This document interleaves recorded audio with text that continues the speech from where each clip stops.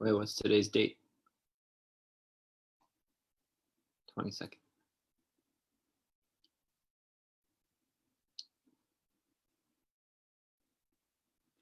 Good morning, good afternoon, good evening, and good following morning. This is AMA number 31. Oh my God, 31 weeks we've been in this situation. Anyway, AMA number 31. Today's guest, phenomenal young Jewish leader in Krakow, the head of our Hillel here. She has been on an amazing Jewish journey, and we'll talk to Marcjanna Kubala in a few minutes. She's someone who works at the JCC, has been here for a while, and it's going to be very exciting to hear from her and learn about young Jewish life in Krakow, not only from old, boring people like me. Good morning, Lori. Good morning, Saul. Foggy New York. Well, sunny Krakow. The weather's actually okay in Krakow today, a little bit better. So that's always positive. Hi, Benji. Benji with the new puppy. Benji, post photos of the new puppy, of Luca. You like my glasses? Listen, about the glasses, of course I have cool glasses, obviously. Wouldn't you be surprised, Benji, to be honest, if I had glasses that weren't cool? Clearly I have cool glasses, and clearly my cool glasses are clear. That being said, I hate wearing glasses. I'm always only wearing glasses because my eye doctor, who I don't fully trust, said that there's some irritation in my eye and I have to not wear glasses for like not wear my contact lenses for like another month or something. So it is what it is. Stuck with the glasses. But yeah, I do acknowledge they're cool glasses, but I would rather be in my usual contacts. Good morning, Sita. My dad is watching. Hi, Dad. How are you, Dad? Dad, I just got finished praying. It was a lot of prayer, a lot of davening. It was Shacharis, Mincha, and Marav all at once. I couldn't wait to spread out the praying. So it was a lot of praying, a lot of kosher food today, Dad. So I just took off my kippah for the AMA. Usually I'm kippah bound, but okay, just kidding. Don't mean to tease you in any religious sense, Dad. Anyway, things in Poland are not good at all with the corona. Corona has been increasing, rapid increase, day by day by day. There are new records today.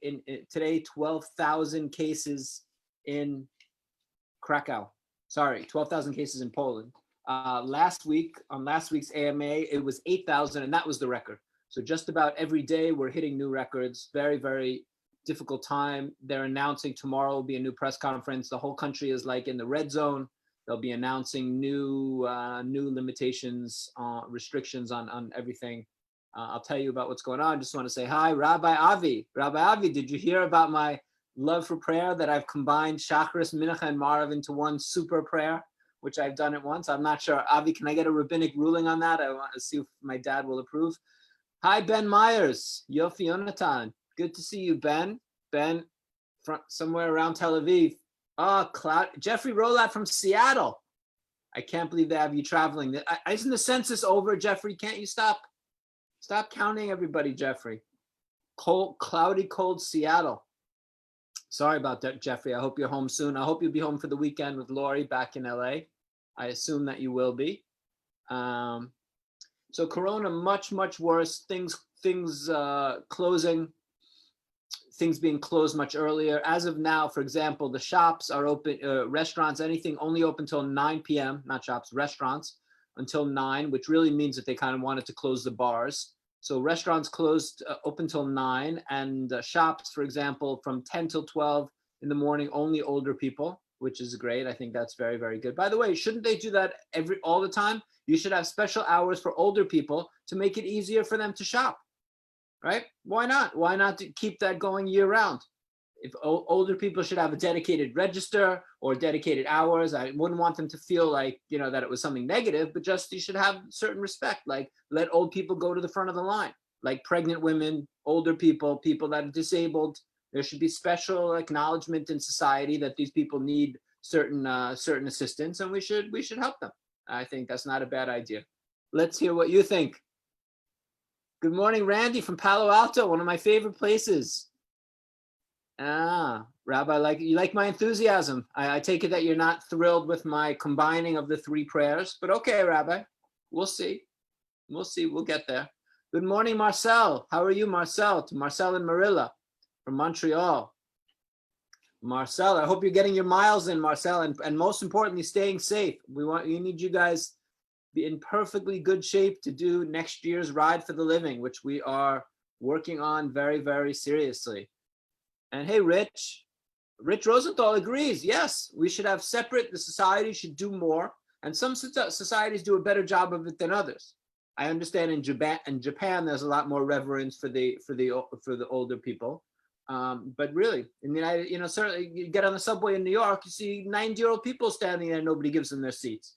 Poland, it's a little bit better with stuff like that. You get on a tram or you get on a bus, people will give older people or someone who's obviously pregnant. But I think we should do a better job and make society more geared, especially we have a society where people are living longer and are older. And I think that the society should be geared more toward taking care of people that need a little bit of assistance. And to be honest, you have a giant supermarket like you have here in Poland, bigger than I've seen anywhere in the world. You have 70 cashier aisles. Let a few of them be for older people. Why not? What's the harm? I think it should be done. So that's the Corona situation. The JCC closed. We are closed. I am alone in our building. Closed because, as I said, the situation much worse in Krakow, and we have Corona came to Frida. So we have one of the Frida families has Corona, so everybody is in the kids in Frida and family is in quarantine. Some JCC employees that came into contact with them are in quarantine, and we are working remotely. So that means Friday is closed. No seniors today coming in the senior club, which is very, very sad. I just saw that our amazing senior coordinator, Margosha Zaida, is saying hi. Hi, Margosha. We miss you here in the building. I know you're very, very busy staying in touch with all our seniors. So they're not here. We are keeping in touch with them, of course, making sure they're well and well taken care of.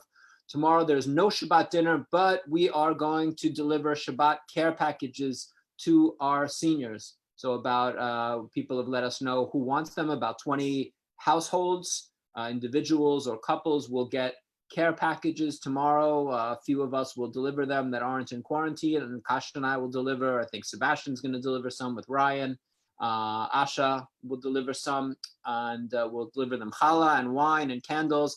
Kasha's going to bake a cake tonight for them, and we'll make sure that the seniors have everything they need to celebrate the Shabbat. And if this is going to last for a while, we'll think about expanding the program to non-seniors. But I'm on a very senior focused kick this week, it seems like. So we'll make sure, of course, first and foremost, that our most vulnerable members of our community, our seniors, are taken care of, because we don't want them going out and having to do the shopping. So we will continue our program, of course, of doing the shopping for the seniors when necessary and let them stay at home safe as they need to be. Also in Poland this week, another bit of difficult news, which is the Supreme Court, Poland's version of the Supreme Court, just ruled that abortion, even in the case of serious illness of the fetus, is illegal.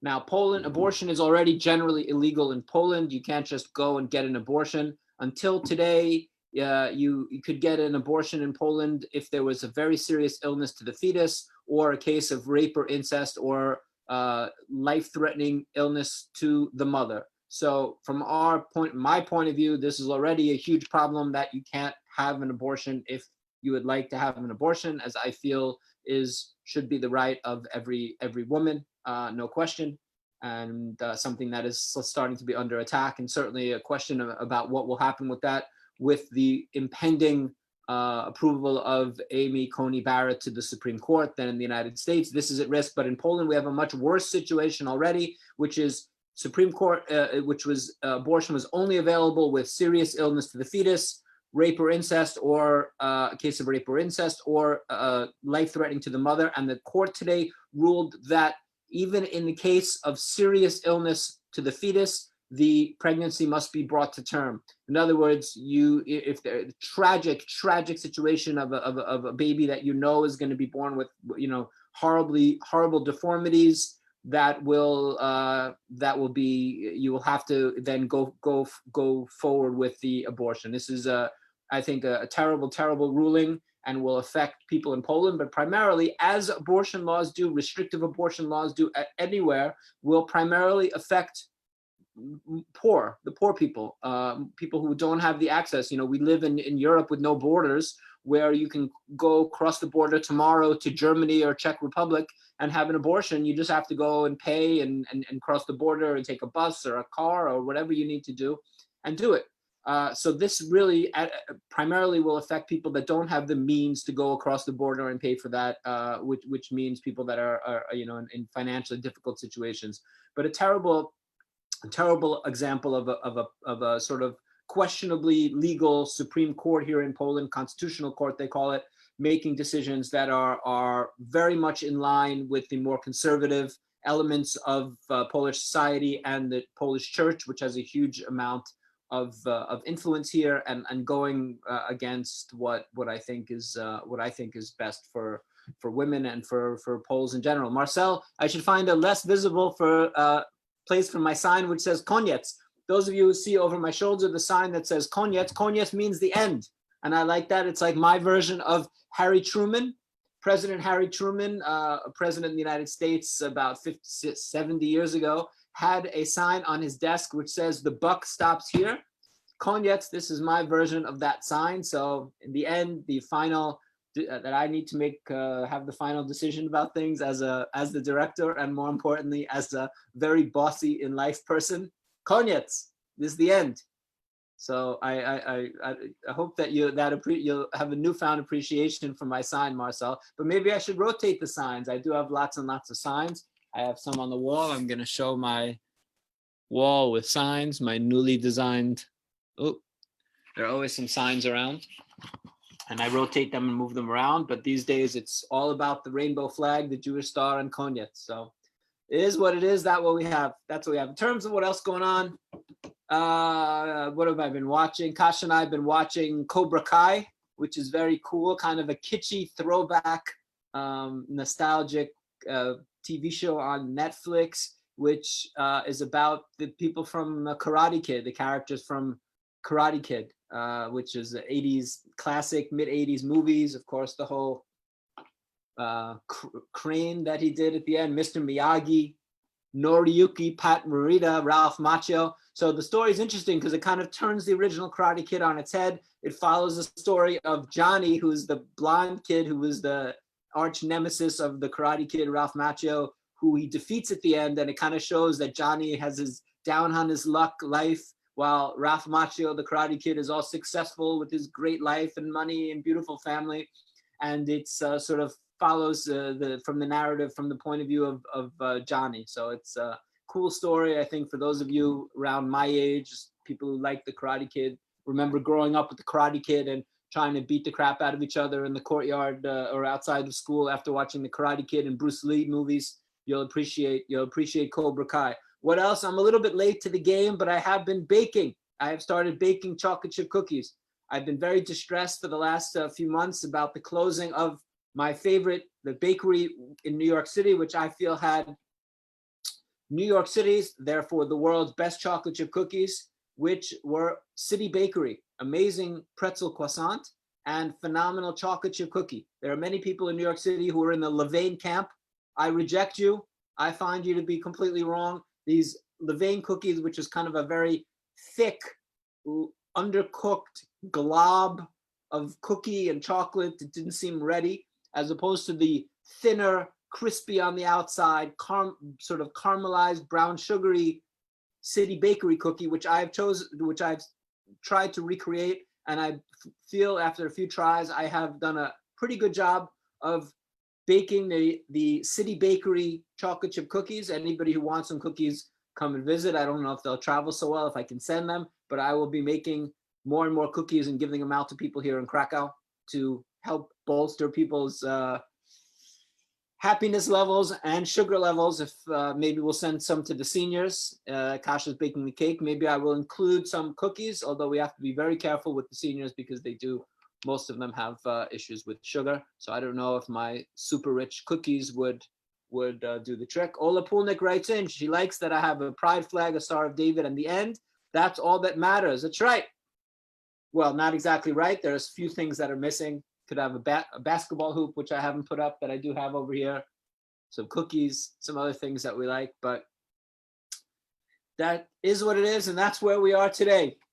Oh, I know, Sue Ellen, I know you love the Levain chocolate peanut butter cookie. Sue Ellen, we've been together to Levain. I'm sure you remember, right around the corner from the Museum of Natural History in New York. But listen, chocolate is chocolate, and chocolate chip cookie is never going to be bad. But I have to say that to me, the Levain cookie is absolutely overrated.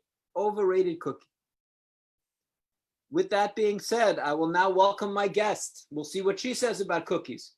My guest is Marcjanna Kubala, who is a young Jewish leader, director of our Hillel. She is from Krakow. She is, as I described her in my graphic, the most colorful person. I have a flag behind me, but Marcjanna is always full of color, and with her hair with different colors and wearing different color stuff. And I always see Marcjanna, and always brings a smile to my face, because I feel in Poland things can be a little bit gray, especially in the winter. And Marcjanna always, I talked to Marcel before, I was saying Marcel, but Marcjanna always colorful and smiling, so always bringing a lot of energy. So how are you, Marcjanna? Hello, such a nice introduction. Thank you. And thank you for having me. I heard complimenting your glasses, it's a thing, so nice glasses, but also shout out to your awesome sweatshirt. Could you please turn your back to the viewers? I will show everybody, of course. I like when I had a talk with Justin, I wore a Cleveland t-shirt. And today, in honor of our Hillel director, Marcjanna, I am wearing a Hillel sweatshirt. Right? You see? Yes, perfect. Excellent. So that was for you. That's right, Marcjanna. Thank you. Good of you to notice. I thank you for the present. We have a couple of those left. So if anyone is interested in having a Hillel sweatshirt, please send me a message to krakow@hillel.pl and we can check what we can do. Like always selling. Good job, Marcjanna. Good, very good. Hey, this is great swag actually, and they're very comfy. So why not? It's great swag. It is very comfortable. I wear mine a lot, I have to say, and it's a cool color. It's a gray. It's gray, but there's a little bit element, almost like a brownish sort of gray, like a very cool gray. Yeah, so we have different colors because I always try to put some color, as you mentioned. But I feel like now you're the first in the line with the most rainbow around you, with the huge flag on the building, with the rainbow sukkah in the courtyard, and with everything what we're doing at the JCC. That is really impressive. Thank you. Yeah, no, I think, I've talked about it a lot, and I feel it's an interesting time in Poland. Somebody was asking me for an update yesterday, and I was saying, they were, oh, what about anti-Semitism? And I was like, no, for the government, we feel there are issues, but, the LGBT community is under attack. And I think that it's, it really is a defining moment for us as Jews. Do we say, oh, it's not us under attack and we just kind of don't do anything? Or we say a different community is under attack and we need to stand up there. So I feel like our JCC, I'm very proud that we're doing what we're doing. It's not only me, it's the whole JCC, and everybody is sort of on board, and really focusing all our posters this year, our sukkah out the window, really focusing on LGBT issues, trying to raise money for the LGBT community and do what we can to support them. And I know you're also very much with Hillel on board with that. Yes, and a lot of people really appreciate that. And actually, since I joined the Jewish community years ago, and we can talk about this later, but since I joined it, I really feel that if there is anyone who needs some help or is in trouble, no matter because of what, there is this group of people who's there always to unconditionally support that person. And I think it's amazing. And this is the sense of the community. Like, there are differences between us, but if someone is in trouble, like, we're all having their person back. So that's really good feeling. That's very interesting. No, I feel so as well. And I being in Poland and being Jewish, and you think about what it means and a minority and all of this. And to me, really, at the end of the day, for all of the millions of little things that we do, and we eat this and we shake that and we touch this and we say that and all the little things, at the end of the day, if we aren't here to stand up for not only each other, but stand up for others, then what's the point, really? Exactly, especially that, well, right now, probably you mentioned that at the beginning of the session when I wasn't here yet, the update, like what's happening in Poland. So this is like sometimes when I'm hearing like what is happening in my country, in my city, like so close to me, I can't believe it, like how it's possible that so fast, so many like essential things are like being crushed, and so many people like it's dividing the society. Like if you ever read any book about propaganda or like you try to analyze it, it's so simple, but it works so well for the crowd. Yeah. And it's a bit terrifying, and I need to say that like always I'm the one like who says like I don't care, like it's not like touching me personally, I need to fight, but it's not like, you know, I'm not like crashing down emotionally. But recently I need to say I'm starting to have like really bad feelings about what is happening and what is coming, and I hope it's just, you know, an illusion and everyone will wake up very soon. So I think that the United States has a lot to do with this.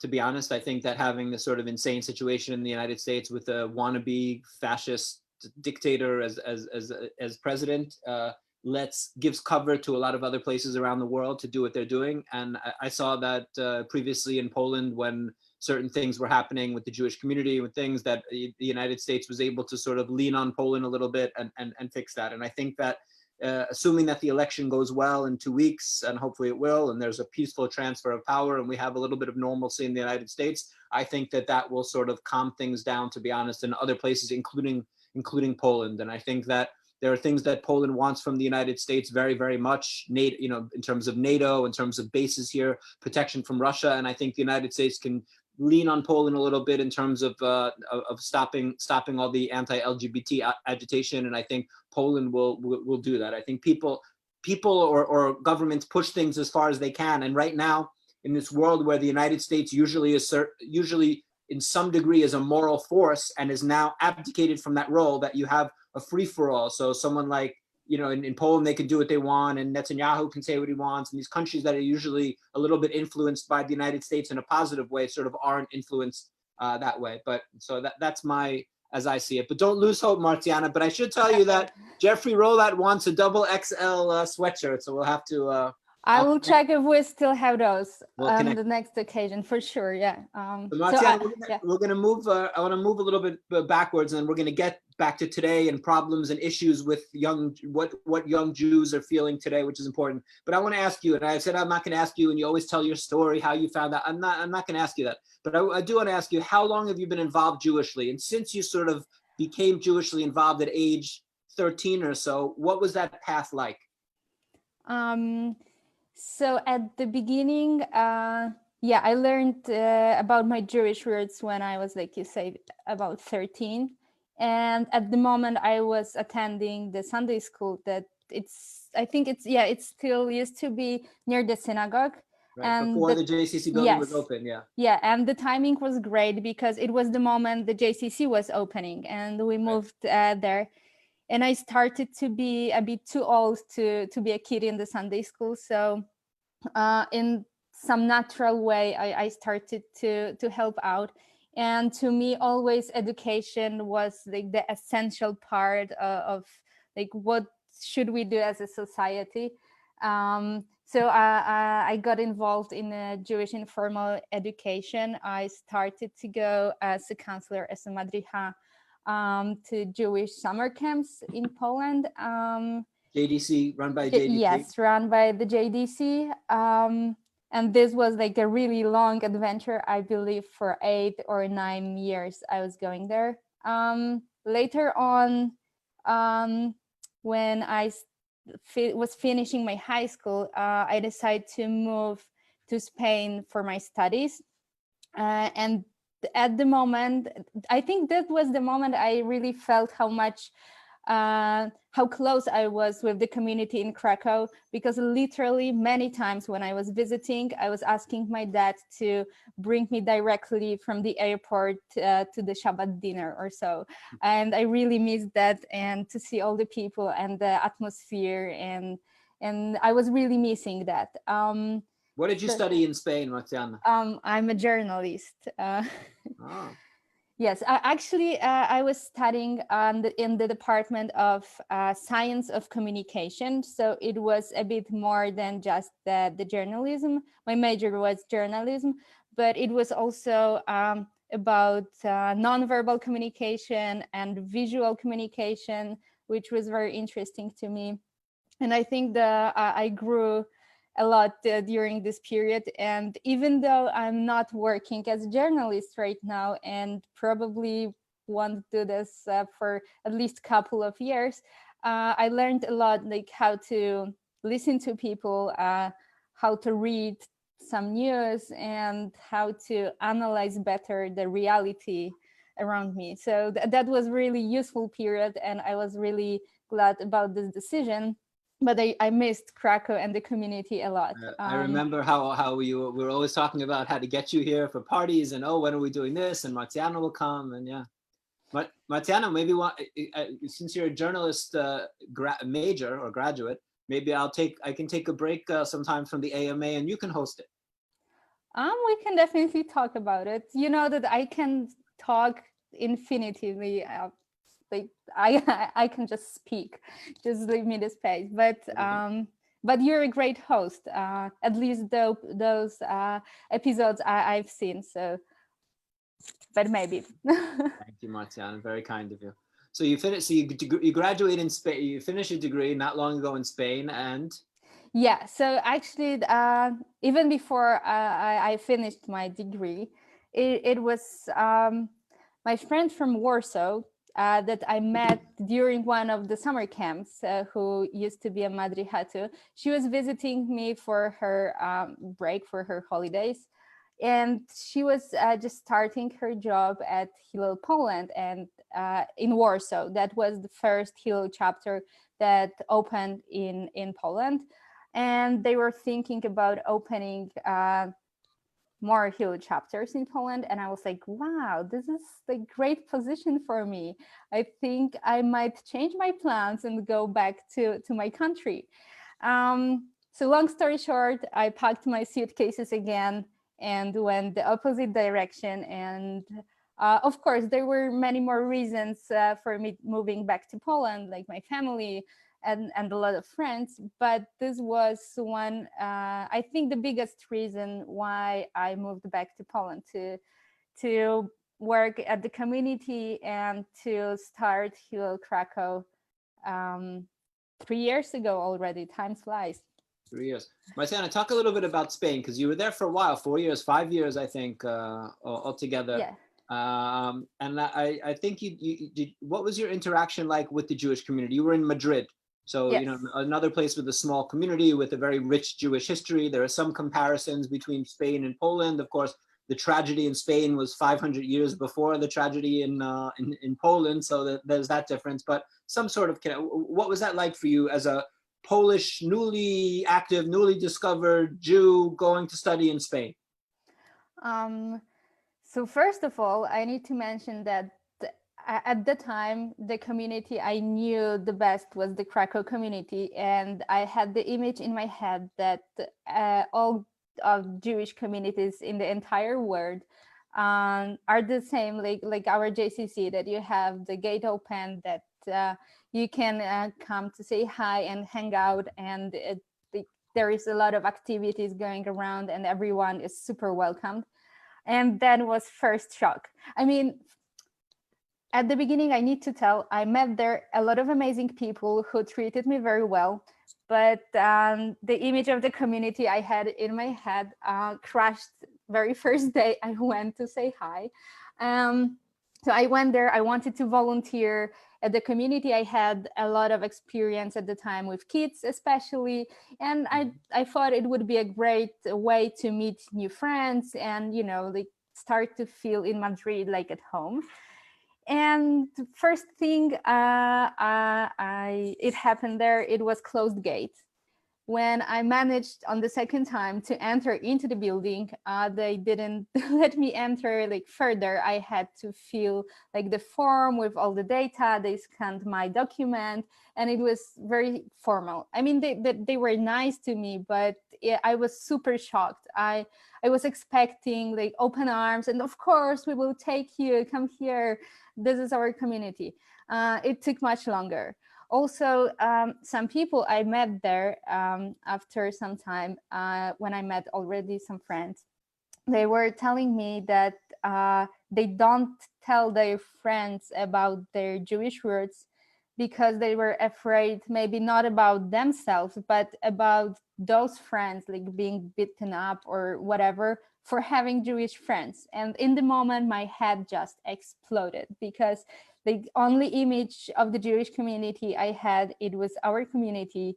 And I was always very comfortable with telling, like answering the question, are you Jewish? I was always answering yes. And of course, it's more complicated, but it was always to me like very open. And at the moment I was shocked. But I need to tell, yes, that I met there a lot of nice people that took me in. But it was a lot of difference between those two communities. Yeah. I think that many communities, I mean, one, there's a security aspect to different places have different security needs.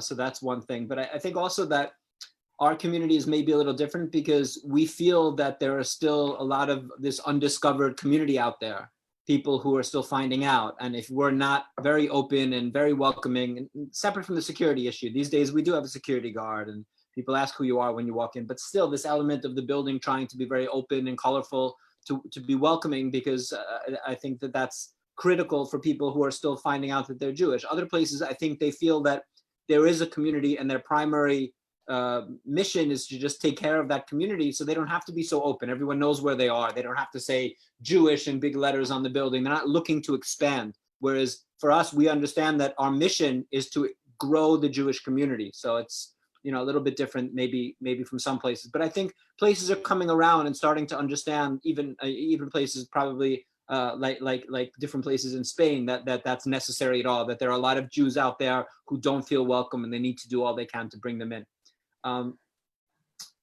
Yeah, also like the other difference I think there is that here in Krakow, I think we also have the mission to educate people from outside the community.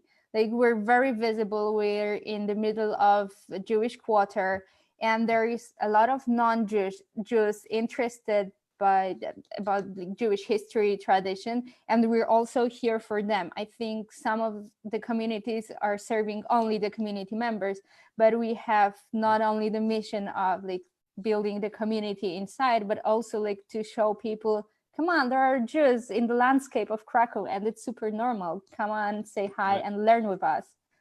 Yeah, no, you're right. I think part of it, as you say, is that we're looking to build the community, one, but we're also looking to educate the larger Krakow non-Jewish community to help create an environment that our community can live in. So it's like both of these roles. And you're right, we do a lot of things to serve the larger non-Jewish community to help them make them aware of the fact that we're here. So, you know, for me, it's a special satisfaction when I watch you, somebody who I met when you were a Sunday school student, after you found out you're Jewish, and now you're essentially helping other people on their Jewish journey. Sort of, you know, this is like a full circle type, you know, situation. How much? I don't know if the question makes sense, and you're the journalism major, but when you're meeting these young people who have just recently found out, or they've kind of known but never got involved and were afraid, and that's really, you're the person in our community who's most involved as the Hillel director. You're really one of the two people that I would say, along with the woman in Joanna in our office who deals with the membership, the two who are really at the very front line. When you meet these people, how much are you thinking like, oh, about your own story? Oh, this is like me, I just found out, or is it just normal for you at this point and you're not constantly reminded of your own sort of interesting Jewish journey? This is very interesting, and I wasn't really analyzing that before. But first of all, like everyone's experience is different, and I'm also learning it on the way. Like every case, it's so different. And in my case, it wasn't like the identity crack. It wasn't a big shock. I just accepted it. I had place to learn and like very welcoming place. And I also knew already other Jewish kids, and it was like kind of normal to me. So my, let's say, like my entrance into the community went like very smooth and completely with no pain. But sometimes I see me from the past in some students or young people I meet. But I think I'm not constantly reminded about my story, but I definitely think about like the context, why that happened to me, why that it's happening to them, like why it was secret for so many years, why our parents didn't tell us that before. So that for sure, like with every case that is coming, with every person who is contacting me, this is the thing I'm really thinking about, like why it was a secret in your family too. And I'm really hoping like this circle like won't repeat, that we will be the generation who will be able to openly tell their kids, look, you have Jewish roots, it's completely okay. It's now your time to decide like which way will you go, but openly. But well, yeah, I see me from the past in some people, but most of people, they have like more complex issues. I was very young when I joined the community. I was like 13, as you said. I was a kid, so I think it was right before my adult brain started to form. So let's call it like that. So I think for me it was more natural when an adult it's coming, and they have already like more complex picture in their head. They understand more. They also have like bigger piece of their life already built. So usually it is more complicated than my case was.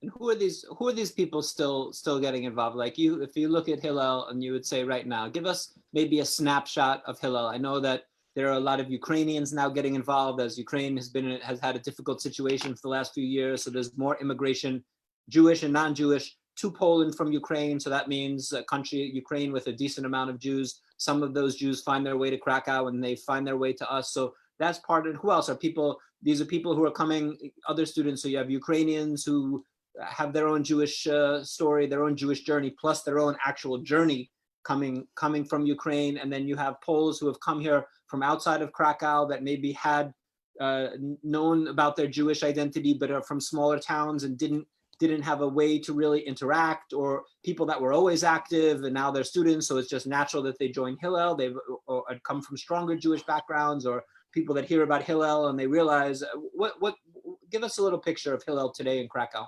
Yeah, sure. So it's exactly like you say. There are some people who, let's say, were growing up in the community like me, and there's still some of those people involved with Hillel, and some of those people were like those whose idea actually was at the first place to build a student club at the JCC that our Hillel is based on. So there are still a couple of those people involved. There is a international group, let's call it. Those are mostly people from Ukraine who came here to study and work, but we also have Israelis, Americans, friends, I think Belarus, I'm probably forgetting, Argentinians, who actually knew more about Hillel even before I knew, because when I contacted them, hey, there's Hillel at the JCC, they were, oh yeah, I used to go to Hillel in Buenos Aires. And I was like, yay, international. So yeah, there is a bit of international, which I think is great, because it allows us to learn one from each other. But there is also a big group of Poles. And I would I would call three types of members: those who knew about their Jewish roots for a long time, and it was like completely no problem to them and their families, but for some reasons they weren't involved. Like you say, maybe they were coming from smaller town where there was no Jewish community, and now they're moved to study or work to Krakow. The other group is that people that had no idea, like myself, and then they discovered a document or the grandma said something, and the revelation, now you're Jewish. So they're coming like with, okay, what should I do now? Should I go to the synagogue every week? Like, should I start to dress black? Do I need to eat kosher now, glad kosher? And so there is a lot of questions. And Rabbi Avi would at this point jump in and say, yes, they have to go to synagogue every week and eat kosher, but...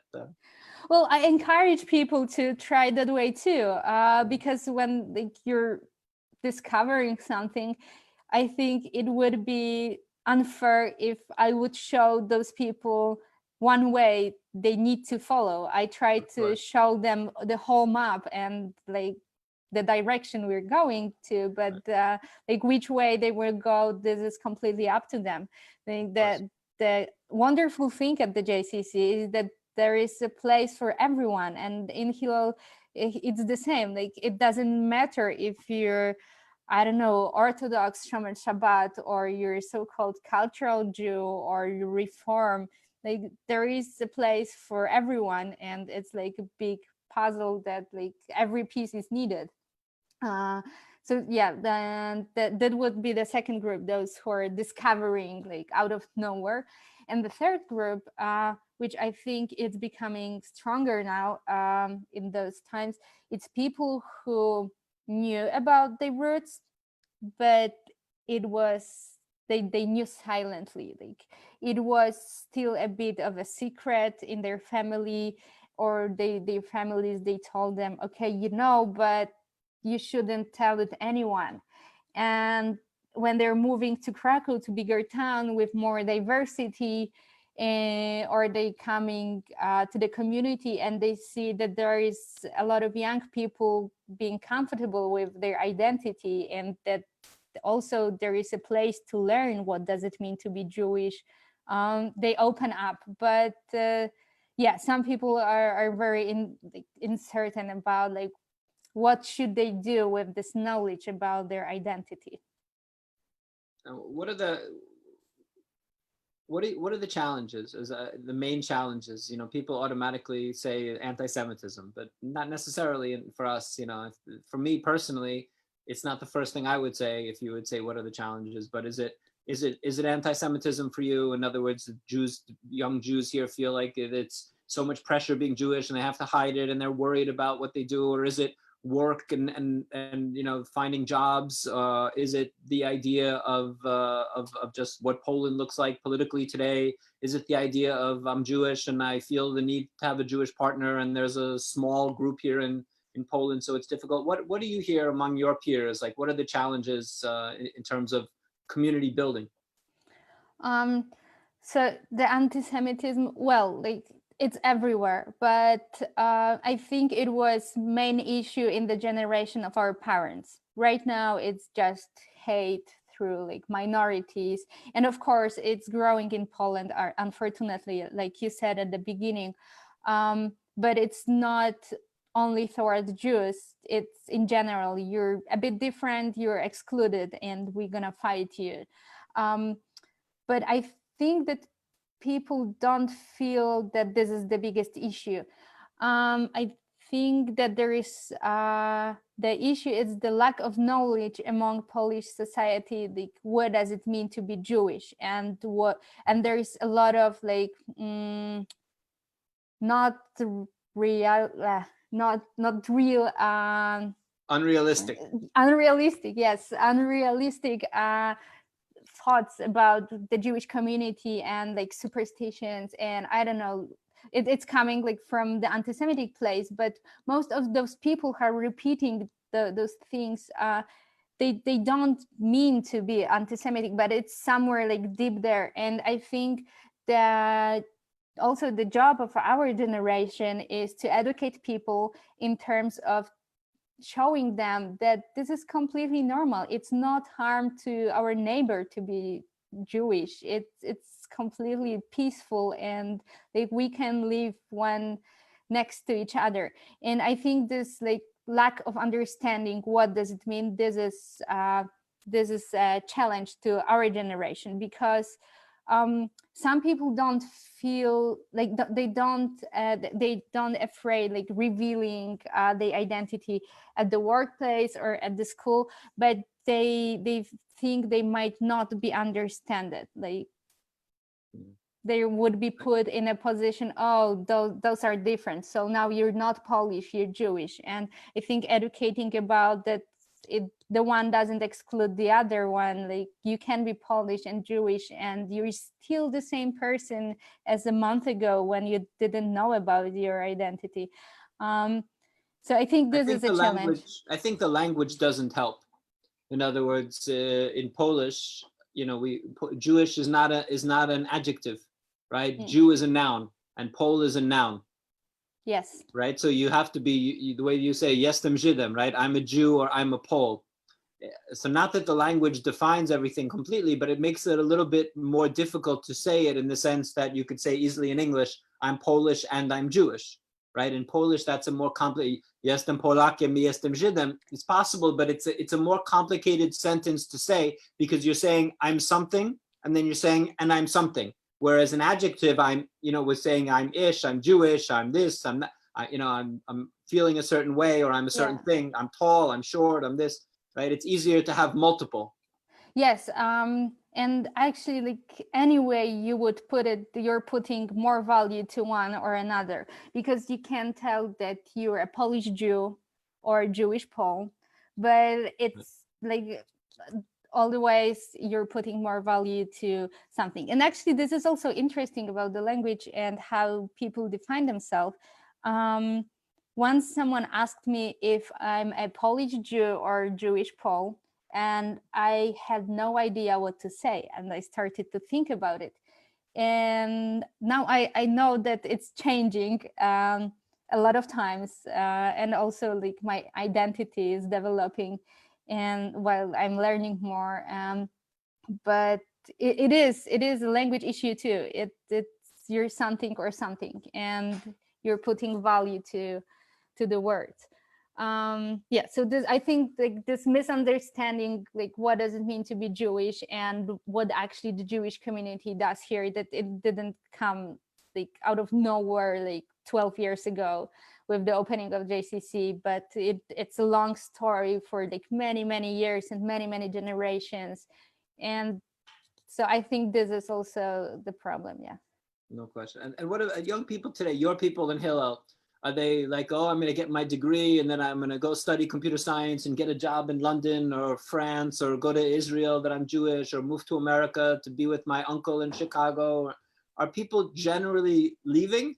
Or do people more or less, young people, want to stay in Krakow or in Poland? Unfortunately, or maybe not unfortunately, but it's changing. Like last couple of months, it started to change drastically. And let's say 3 years ago, when I came back from Spain and I got the position in Hillel, most of people, of course, some of them, they had plans of like traveling after their school, international internships, etc. Because now, during the pandemic, maybe not so easy to travel, but in general, it's like very easy to travel, especially in Europe. When you have European passport, it's super easy to go to another country and like act like a citizen there. But recently I started to hear more voices about, this is not country for me. This is not a place I feel safe at. And it's not only about the anti-Semitism, and not only the hate towards the Jewish community. Most of those voices were like LGBTQ plus voices, but not only. Some people just seeing how their friends are treated, they're getting frustrated, and they're pronouncing it out loud. This is not a place I want to see my future in.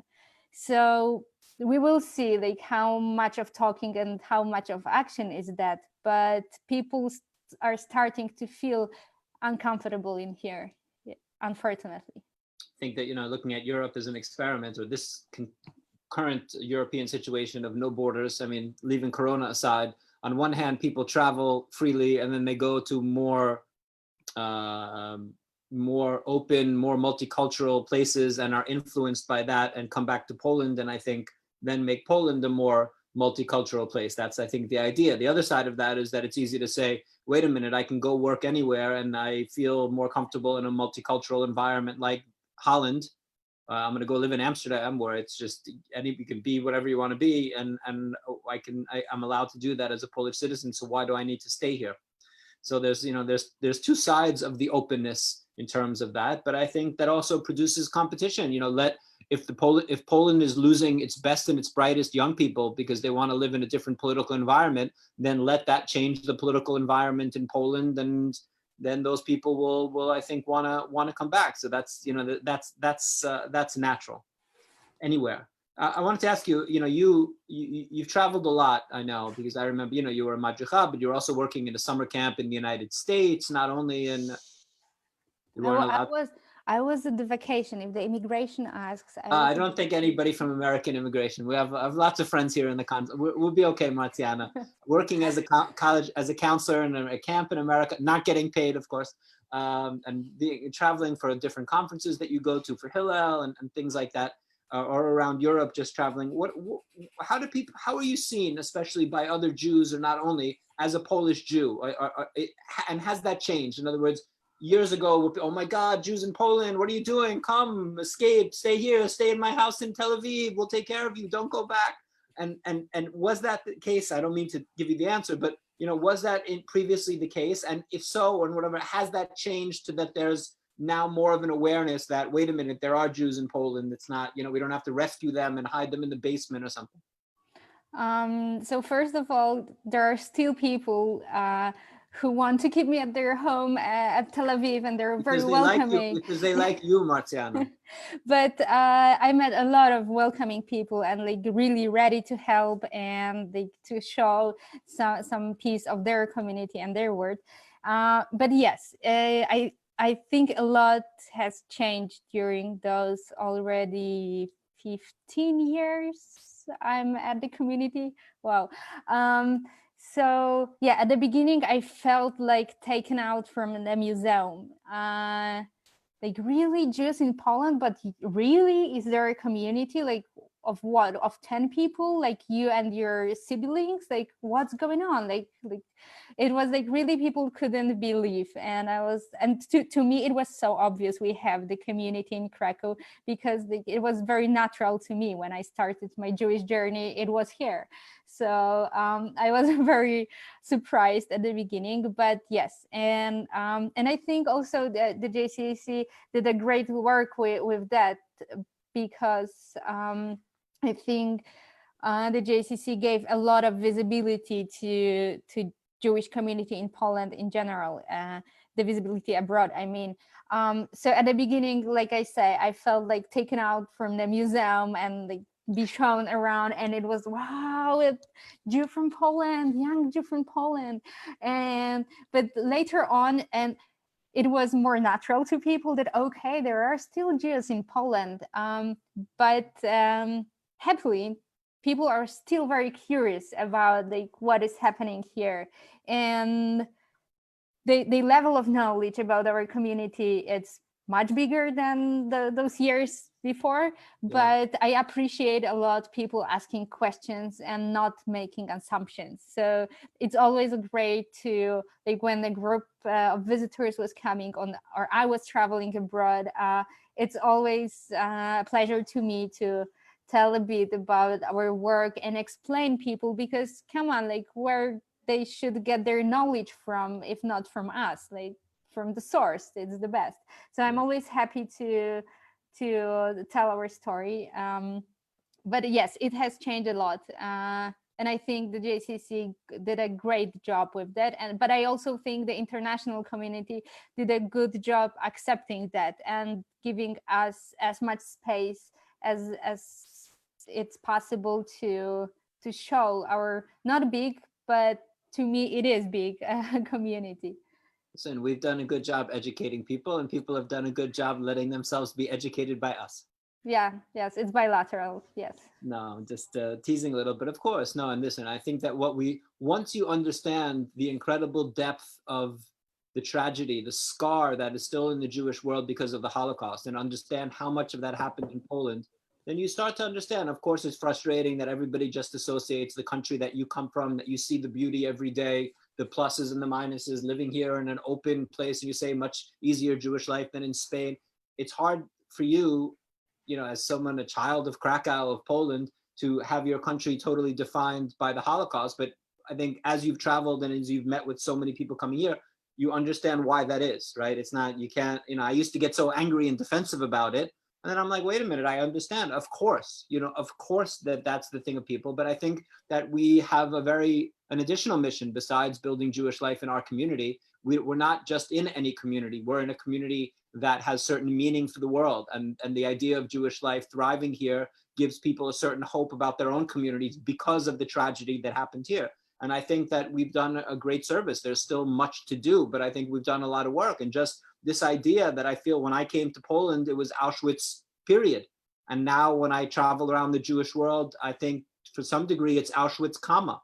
And that changing of a period to a comma is a huge, huge change, not only grammatically, but in terms of the way that people see Poland. And there's a lot of work to do. And I'm so eager that there are so excited and grateful that there are amazing young Jewish leaders like you, like Magda in Warsaw, running the Hillel there in Warsaw, that are the first, the first step for these young people like you yourself years ago, who are finding their way somehow, whatever their Jewish story is, back into the Jewish world. And I'm thankful for all that you do and inspired by you, Marcjanna. And I have a couple of very important questions for you. First of all, are you on Team Latka or Team Hamantash?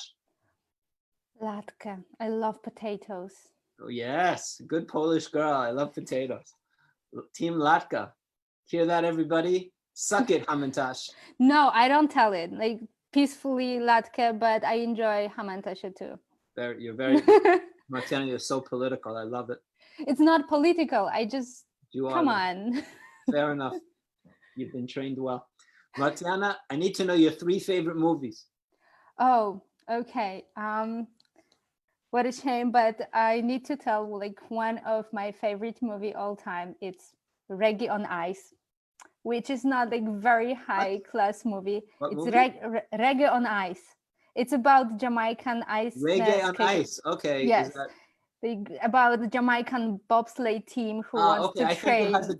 I think it has a different name in English. I think it too. I think it's Cool Runnings in English. Okay, so that one, yeah. Cool Runnings. Okay. Jamaican bobsled. I remember the Jamaican bobsled team. Okay.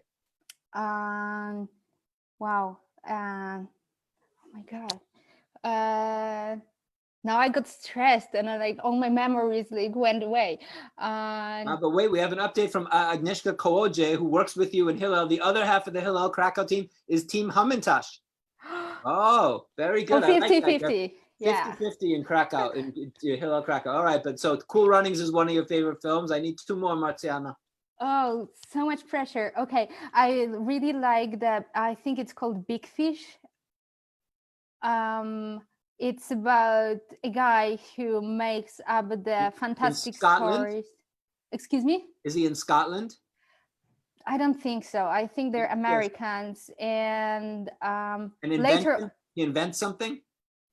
Maybe. But the whole point is that he can't cope with their reality. So he's making up the fantastic stories, and in some point they're coming into life. So it's very much fantastic word. I later on can comment under that what's exactly the name of the movie. And the third one.